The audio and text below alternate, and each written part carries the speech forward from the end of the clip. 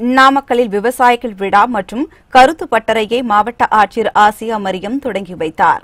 நாமக்கல் மாவட்டம் ராசிபுரம் அருகே ஆண்டகலூர் பகுதியில் விவசாயிகள் விழா மற்றும் கருத்து பட்டறை நடைபெற்றது. இதனை மாவட்ட ஆட்சியர் ஆசியா மரியம் தொடங்கி வைத்தார்.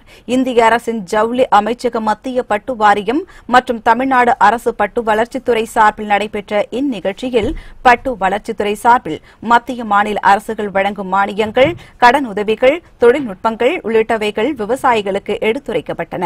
முன்னதாக பட்டு வளர்ச்சித்துறை சார்பில் 10 அரங்குகள் கொண்ட பட்டு கண்காட்சி இடம்பெற்றது. இதில் பட்டுப்புழு வளர்ப்புக்கு தேவையான கருவிகள், வலைகள், பட்டுப்புழு வளரும் விதம் ஆகியவை காட்சிப்படுத்தப்பட்டன. இதனை விவசாயிகள் பார்வையிட்டனர். இந்தோ திபெத் எல்லை பாதுகாப்பு படை பயிற்சி மையத்தில் பயிற்சி நிறைவு விழா நடைபெற்றது. இதில் வீரர்களின் அணிவகுப்பு மற்றும் சாகச நிகழ்ச்சிகளை கண்டு பார்வையாளர்கள் உற்சாகம் அடைந்தனர். சிவகங்கையை அடுத்த இழுப்பக்குடியில் உள்ள பாதுகாப்பு படை வீரர்களுக்கான பயிற்சி மையத்தில் 144 வீரர்கள் பயிற்சி முடித்து பணிக்கு செல்லும் அணிவகுப்பு நிகழ்ச்சி நடைபெற்றது.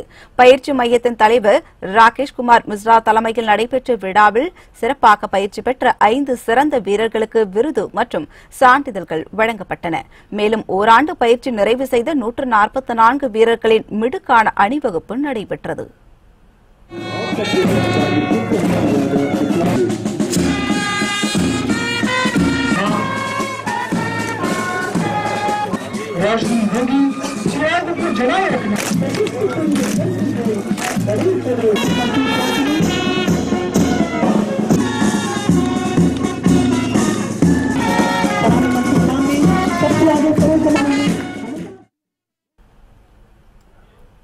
இதனைத் தொடர்ந்து வீரர்களின் சாகச நிகழ்ச்சியாக கராத்தே, தீ வளையத்திற்குள் சாகசம், துப்பாக்கிகளை கையாளும் விதம் போன்ற ஏராளமான சாகச நிகழ்ச்சிகளும் நடைபெற்றன.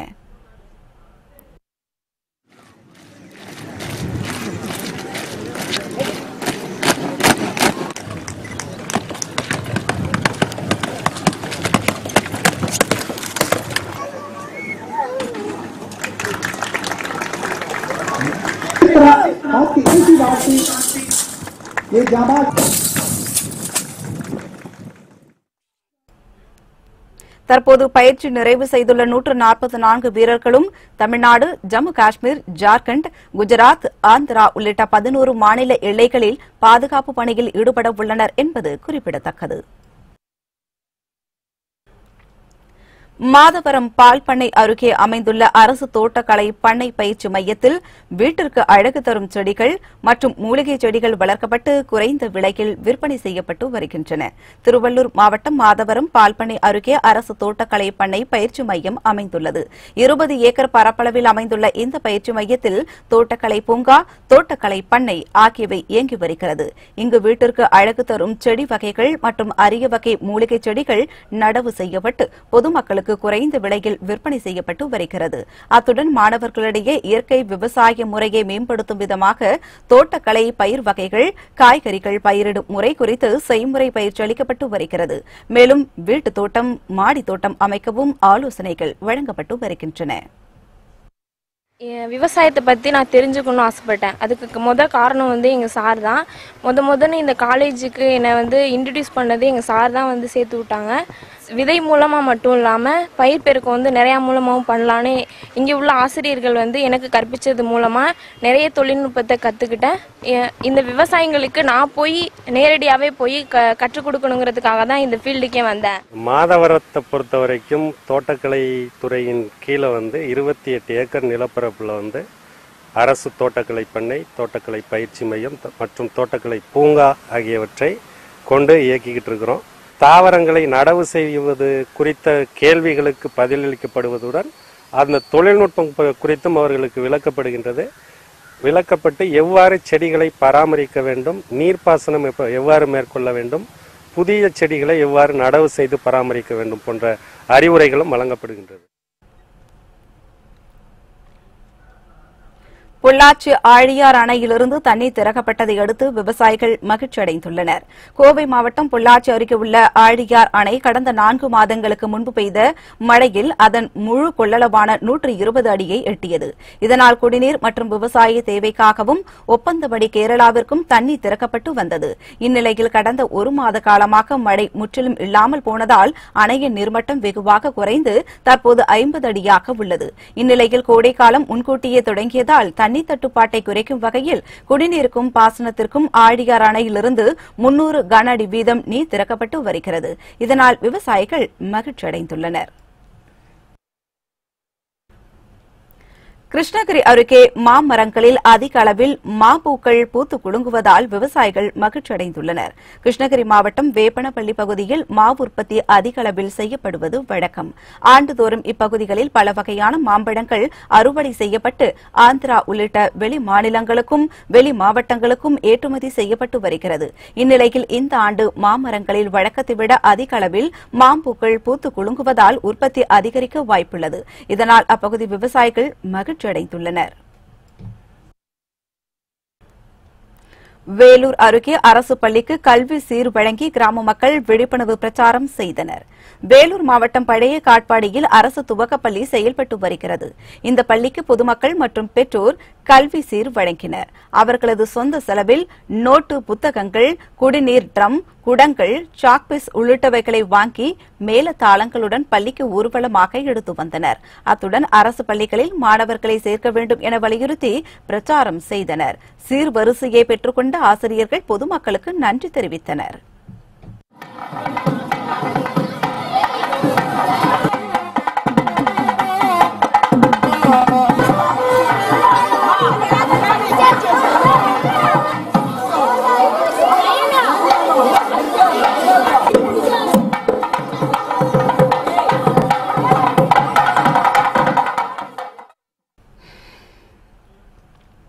ஈரோடு அருகே நகர்ப்புற பள்ளிக்கு செல்ற கிராமப்புற மாணவர்கள் பறையடித்தும் மயிலாட்டம் ஆடியும் அசத்தினர்.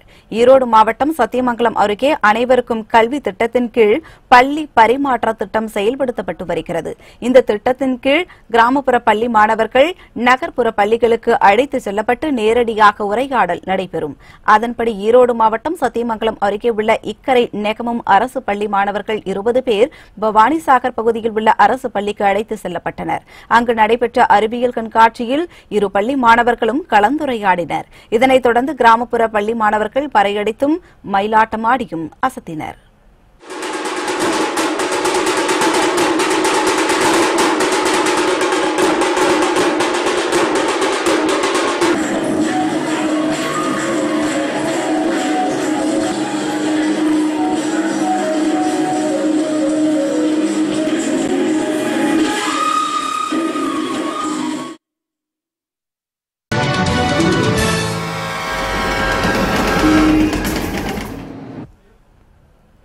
மீண்டும் மாவட்ட முரசுக்கு உங்களை வரவேற்கிறோம். காரமடை அரங்கநாத சுவாமி திருக்கோவிலில் நடைபெற்ற தேரோட்ட விழாவில் ஏராளமான பக்தர்கள் கலந்து கொண்டு தேரினை வடம் பிடித்து இழுத்தனர். கோவை மாவட்டம் மேட்டுப்பாளையம் அடுத்துள்ள காரமடை பகுதியில் பிரசித்தி பெற்ற அரங்கநாத சுவாமி திருக்கோவில் அமைந்துள்ளது. இக்கோவிலில் மாசிமக தேர் திருவிழா கடந்த 13ஆம் தேதி கொடியேற்றத்துடன் தொடங்கி நடைபெற்று வருகிறது. இந்நிலையில் இந்த விழாவின் முக்கிய நிகழ்வுகளில் ஒன்றான தேரோட்ட விழா வெகு சிறப்பாக நடைபெற்றது. முன்னதாக ஸ்ரீதேவி பூதேவி அரங்கநாத பெருமாளுக்கு சிறப்பு அபிஷேக ஆராதனைகள் நடைபெற்றது. பின்னர் ஸ்ரீதேவி பூதேவியுடன் அரங்கநாத பெருமாள் சிறப்பு அலங்காரத்தில் வண்ண மலர்களால் அலங்கரிக்கப்பட்ட திருத்தேரில் எழுந்தருளி பக்தர்களுக்கு காட்சியளித்தார். இதனைத் தொடர்ந்து நடைபெற்ற திருத்தேரோட்டத்தில் மாநிலங்களவை உறுப்பினர் A.K. செல்வராஜ், பாராளுமன்ற உறுப்பினர் பாலகிருஷ்ணன் உட்பட ஏராளமான பக்தர்கள் கலந்து கொண்டு தேரினை வடம் பிடித்து இழுத்து சுவாமி தரிசனம் செய்தனர்.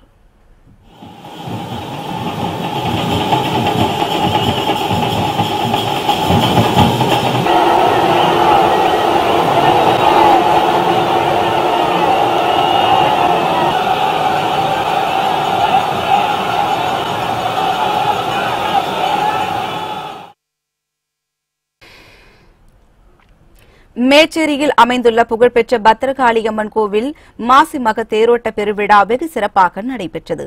சேலம் மாவட்டம் மேட்டூர் அடுத்த மேச்சேரியில் புகழ்பெற்ற பத்திரகாளியம்மன் கோவில் அமைந்துள்ளது. இக்கோவிலில் ஆண்டுதோறும் மாசி மக தேரோட்ட பெருவிழா வெகு சிறப்பாக நடைபெறுவது வழக்கம். அதன்படி நிகழ்வாண்டிற்கான விழா கடந்த 13ஆம் தேதி கொடியேற்றத்துடன் கோலாகலமாக தொடங்கியது. இந்நிலையில் இவ்விழாவின் முக்கிய நிகழ்வுகளில் ஒன்றான திருத்தேரோட்ட விழா வெகு சிறப்பாக நடைபெற்றது. முன்னதாக மூலவர் அம்மனுக்கு சிறப்பு அபிஷேக மகா தீபாராதனைகள் நடைபெற்றது. பின்னர் இதனைத் தொடர்ந்து சிறப்பு அலங்காரத்தில் திருத்தேரில் எழுந்தருளிய அம்மன் நகரின் முக்கிய வீதிகளின் வழியாக வலம் வந்து பக்தர்களுக்கு அருள் பாலித்தார்.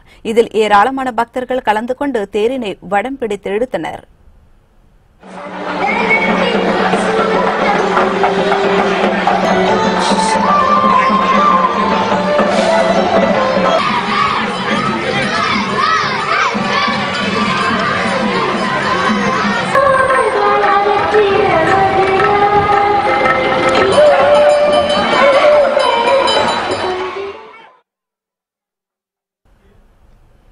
கீழையூர் விரட்டானேஸ்வரர் கோவில் தேர் திருவிழாவில் தேரின் சக்கரத்தில் சிக்கி ஒருவர் படுகாயமடைந்த சம்பவம் பக்தர்களிடையே பெரும் அதிர்ச்சியை ஏற்படுத்தியது.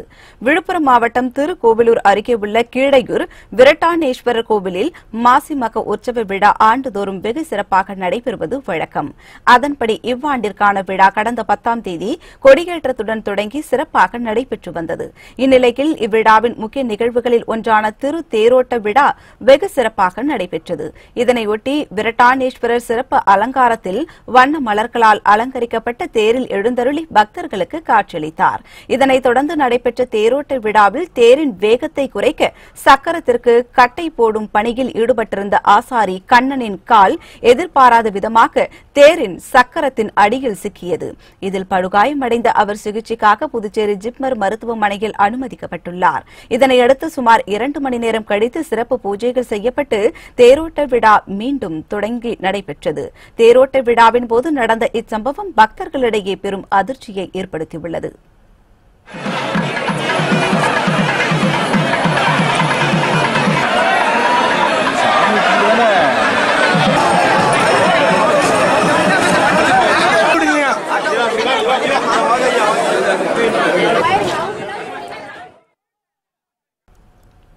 சிவகங்கை அருகே பெருமாள் கோவிலில் நடைபெற்ற தெப்ப திருவிழாவில் திரளான பக்தர்கள் கலந்து கொண்டு வழிபட்டனர்.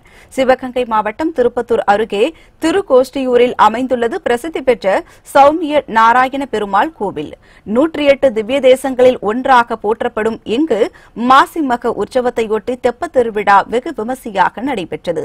11 நாட்கள் நடைபெற்ற திருவிழாவில் பல்வேறு வாகனங்களில் பெருமாள் எழுந்தருளி வீதியில் வலம் வந்தார். இதில் ஆயிரக்கணக்கான பக்தர்கள் கலந்து கொண்டு தெப்பக்குளத்தில் விளக்குகளை ஏற்றி வழிபட்டனர்.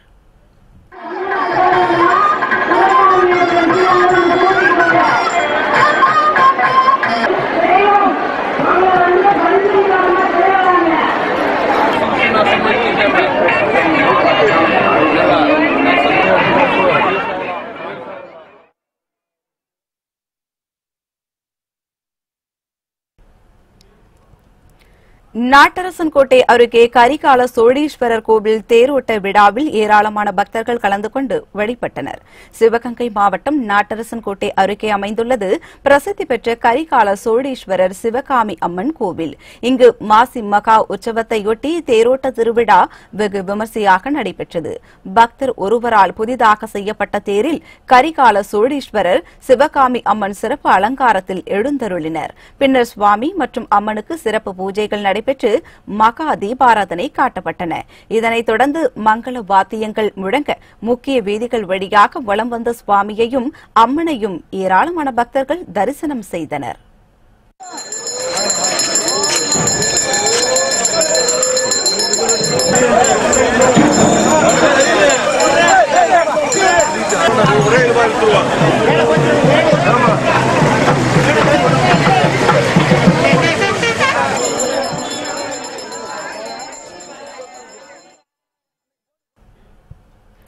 கோத்தகிரி அருகே ரங்கநாதர் கோவில் தேர் திருவிழா வெகு விமர்சையாக நடைபெற்றது. நீலகிரி மாவட்டம் கோத்தகிரி அருகே கேர்பன் கிராமத்தில் அமைந்துள்ளது ரங்கநாதர் கோவில். இங்கு ஆண்டுதோறும் தேர் திருவிழா வெகு விமர்சையாக நடைபெறுவது வழக்கம். அதன்படி இந்த ஆண்டு நடைபெற்ற தேர்பவனி திருவிழாவில் சுவாமிக்கு சிறப்பு அபிஷேகம் நடைபெற்றது. இதனைத் தொடர்ந்து நடைபெற்ற தேர்பவனியில் அலங்கரிக்கப்பட்ட தேரில் சுவாமி எழுந்தருளி பக்தர்களுக்கு அருள் பாலித்தார். இதில் உள்நாட்டவர்கள் மட்டுமன்றி வெளிநாட்டவர்களும் கலந்து கொண்டு பக்தி பரவசத்துடன் தரிசனம் செய்தனர்.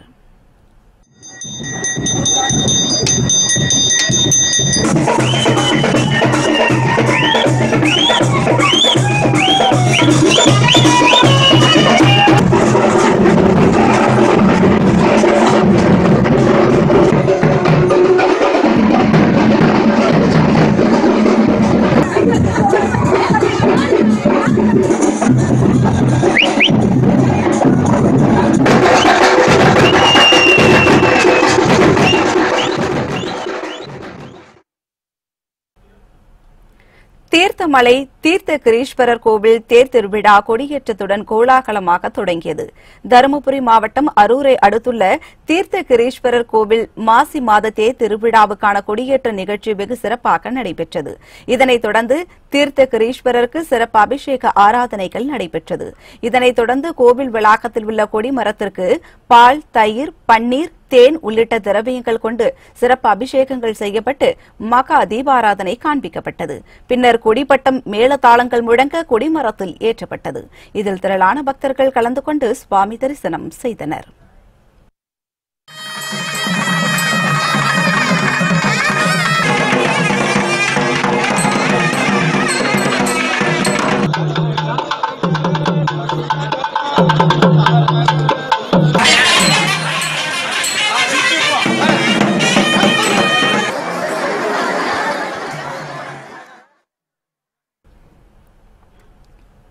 அரிய நிகழ்வாக கருதப்படும் சூப்பர் மூனை கொடைக்கானல் இயற்பியல் ஆராய்ச்சி நிலையத்திலிருந்து ஏராளமான பொதுமக்கள் கண்டுகளித்தனர். பூமிக்கு 3,80,000 கிலோமீட்டர் தொலைவில் உள்ள சந்திரன் வழக்கத்தை விட சுமார் 24,000 கிலோமீட்டர் அருகில் காணப்படும் நிகழ்வு சூப்பர் மூன் என்று அழைக்கப்படுகிறது. இந்த அரிய வகை நிகழ்வு வானில் ஏற்பட்டது. இந்த நிகழ்வை காண கொடைக்கானலில் உள்ள இயற்பியல் ஆராய்ச்சி நிலையத்தில் ஏற்பாடு செய்யப்பட்டிருந்தது. இதனை முன் அனுமதி பெற்று கண்டு ரசிக்கலாம் என கூறப்பட்டிருந்தது. இளம் சிவப்பாக காணப்பட்ட இந்த அரிய நிகழ்வை பொதுமக்கள் மற்றும் சுற்றுலா பயணிகள் கண்டு களித்தனர். கோபிச்செட்டிப்பாளையம் அருகே நடைபெற்ற தேனீக்கள் வளர்ப்பு குறித்த பயிற்சியில் திரளான மாணவ மாணவியர் கலந்து கொண்டனர். ஈரோடு மாவட்டம் தூக்கநாயக்கன் பாளையத்தில் உள்ள தனியார் வேளாண் அறிவியல் கல்லூரியில் தேனீக்கள் வளர்ப்பு குறித்த பயிற்சி நடைபெற்றது. இதில் தேனீக்களை வளர்ப்பது குறித்த செயல்முறை விளக்கம் தெளிவாக செய்து காண்பிக்கப்பட்டது. விவசாயத்தில் முக்கிய பங்கு வகிக்கும் தேனீக்களின் வகைகள், அவை கூடு கட்டும் விதம், தேன் சேகரிக்கும் முறை குறித்து தெளிவாக விளக்கப்பட்டது. இதில் கல்லூரிகளை சேர்ந்த திரளான மாணவ மாணவியர்கள் பங்கேற்று பயனடைந்தனர். என்னென்ன தொழில்நுட்பங்கள் புதுசாக இருக்குது அப்படிங்கிறத அவர் எங்களுக்கு கற்றுக் கொடுத்தாரு.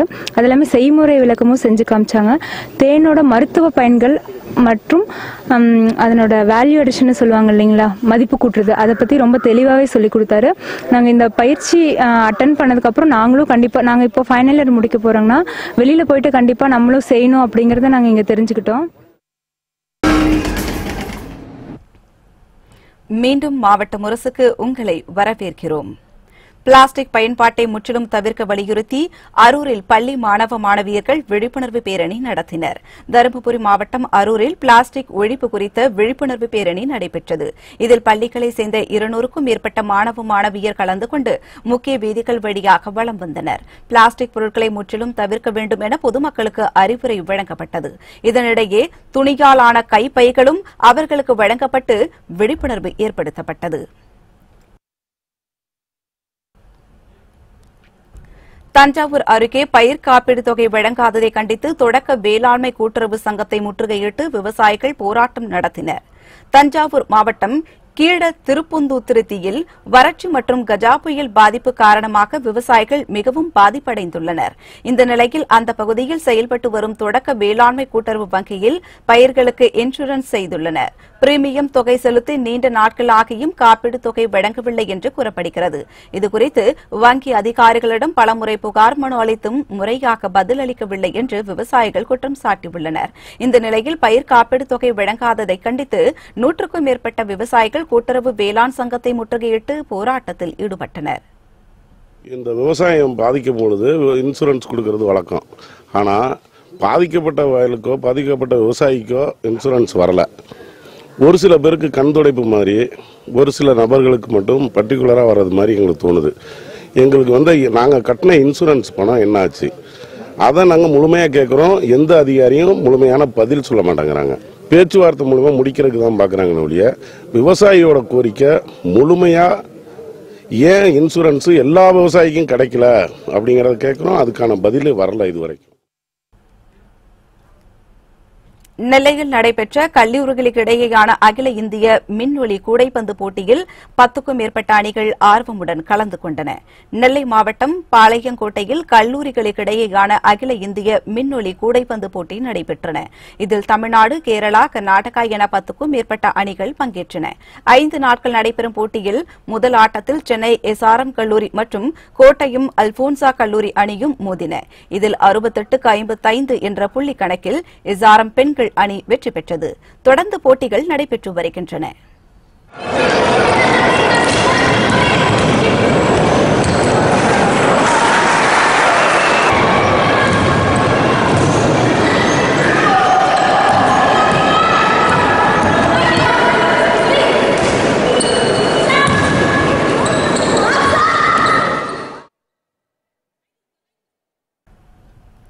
மாவட்ட முரசு செய்திகள் இத்துடன் நிறைவடைந்தது.